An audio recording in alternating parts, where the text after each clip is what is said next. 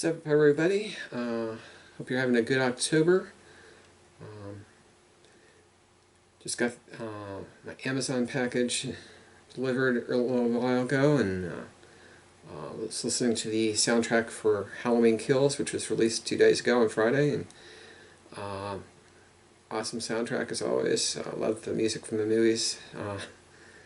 Anyways, it got me to thinking about the whole plot line that's been going on between with the new Halloween Kills movie, and how everything got reset in 2018 with the Halloween movie from back then.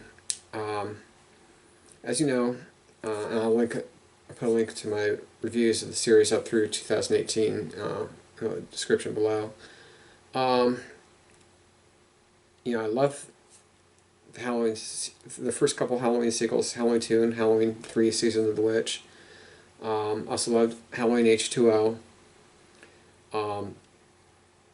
Problem was, you take them at face value, they're entertaining sequels. The problem I have, though, is, the whole thing with the brother-sister storyline. How did Dr. Loomis not know that Laurie was Michael's sister?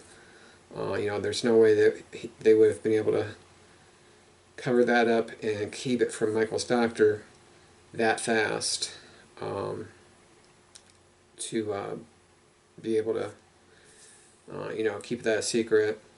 Plus, the fact that, it's in Halloween 2, it said that Laurie was born 2 years before Michael killed Judith.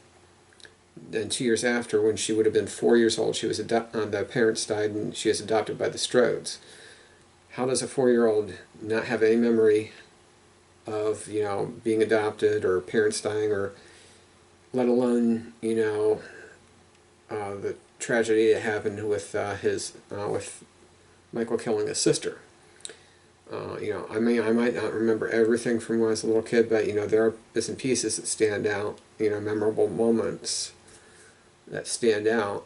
But, something like that, you would think that would have a lasting impact or memory on a person's life, especially when it's only been 15 years, and 2 and 4 years old, you're old enough to start remembering events that happen.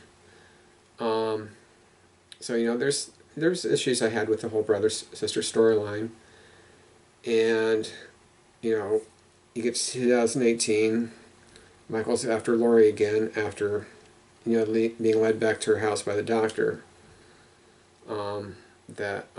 I still believe Michael's doctor in the 2018 movie had a major impact on orchestrating his escape. But I believe, Halloween Kills then brought up, an interesting idea that Laurie was not the initial target of Michael, which is like, okay, Michael is stalking Laurie throughout the whole first movie. How is she not the target? And it got me to thinking, and it got me to wondering, in the original Halloween, Michael escaped from Smith's Grove. He killed the tow truck driver on the way there, back to Haddonfield, which is how he got his coveralls and boots. And he gets back to Haddonfield, and first time we see him in Haddonfield, he is in the house, in the Myers house. He might have gone to the cemetery. It's not established in the first one when he went to the cemetery to steal Judith's headstone. So he might have stopped at the cemetery, stolen the headstone, and then gone back to the Myers house. And, he was in the house when Laurie first showed up on the porch with the key of the house to drop off, because her dad wanted her to drop the key off for some people that was looking to buy the house. And anyways, um, you know, I think that was when Michael targeted her. It wasn't. He didn't go back looking for his sister, because I don't think he. Because if he's looking for his sister, why would he just go to his house and wait for his sister to show up or something? I mean, that wouldn't make sense. Um, but I think how it was is he saw Lori on the porch. You know, she put the key under the mat on the porch, and then he targeted her. That's why he followed her to school. As far as why he followed Tommy for that brief moment, that one scene, I think that was because he saw saw Lori and Tommy together outside of the house, and so he's following Tommy to have him lead him back to Lori or something, I think. And because, you know, it's almost like he's hunting like an animal. He's targeting his prey and following his prey, pretty much. And then, you know, after school, he's following the three girls, but he's staying with Lori because she was the one that was on his porch. And then later in the movie, you know, Lori and Annie are on the way to go babysitting. Michael's behind them in the car, and even though Lori's the target, he's now also got his sights on Annie, because she's basically been fixated in his sights with Lori. Hence why he was temporarily following Tommy for that one moment. So what happened was, you know, in the first movie, I think, you know, the reason he didn't go straight after Lori when she went into the house was because, okay, she's on foot, he knows where she's at, she's not going to get away very quickly. Annie's in a car.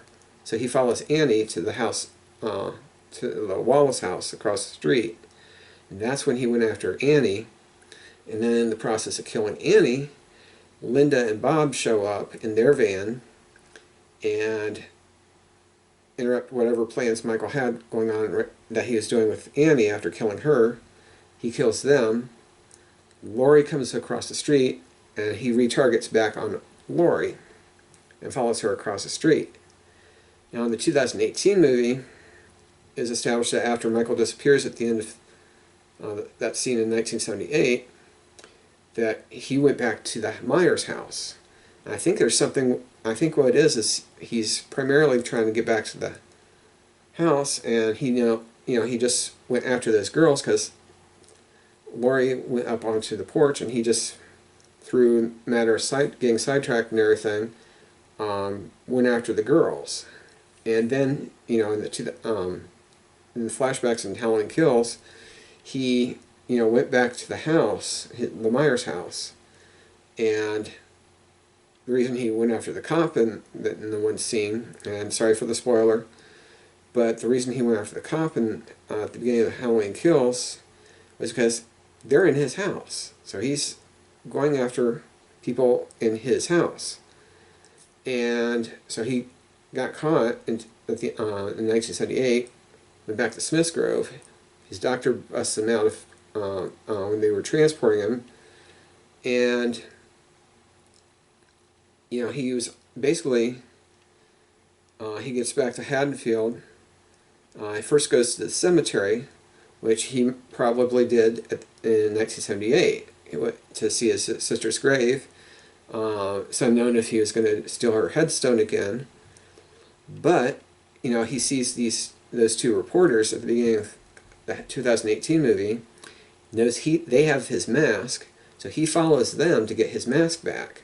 That led to the massacre at the gas station, service station, and he gets his mask back, and he's on his way back to his house, and, you know, it's Halloween night, and that's where that one montage scene took place that I described in my review, where, you know, he's going down the street, he sees nothing but kids, sees a woman getting something out of the freezer in her garage, follows her into her house, kills her, goes back out on the street, sees a woman about to get in her car, starts targeting her, but she and her husband drive off, and he resets his sights on another woman that's just been giving out Halloween candy at her house, follows her into her house, kills her, and basically it's that kind of thing where he sets a sight on a target, and either he kills the target or the target gets away, and then he resets his sights on his next target.